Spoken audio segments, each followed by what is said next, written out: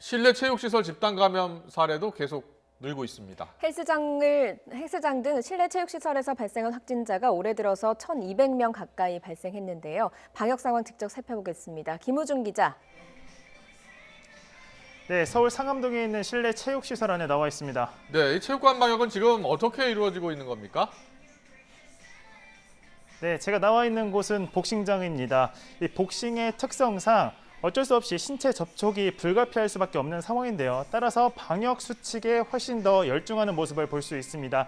뒤를 보게 되면 마스크를 끼고 운동하는 모습 볼 수 있을 겁니다.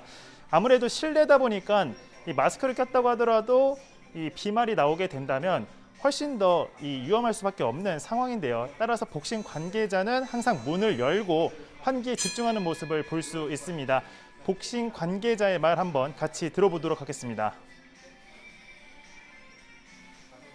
정말 미세먼지 그런 경보만 발생이 안 되면 저 열 수 있는 창문 다 열어서 환기를 항상 진행하고 있고요. 이제 현관 출입문까지도 열어서 제가 환기를 진행할 때도 있고요. 또한 이용자들이 사용하는 공용 물품을 매개로 한 감염을 막기 위해 틈날 때마다 소독하는 모습도 눈에 띕니다.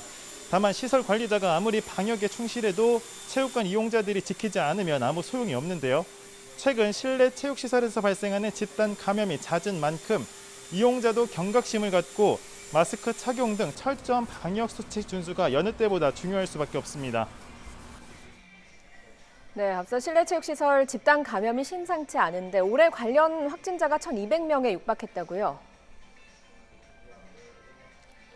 네, 그렇습니다. 올해 초부터 지난 19일까지 실내 체육시설에서 발생한 집단 감염은 40건이라고 방역 당국은 밝혔습니다. 관련 확진자 수만 1,200명에 육박하는 상황인데요. 문제는 시간이 갈수록 확진자가 늘어난다는 겁니다. 이 시설별로 보게 되면 헬스장에서 가장 많이 확진자가 나왔고 이어 무도장과 무도학원 순이었습니다. 사회적 거리두기 2단계에서 실내 체육시설에 적용되는 의무 방역 수칙은 2시간마다 환기, 음식 섭취 금지, 면적당 인원 제한입니다.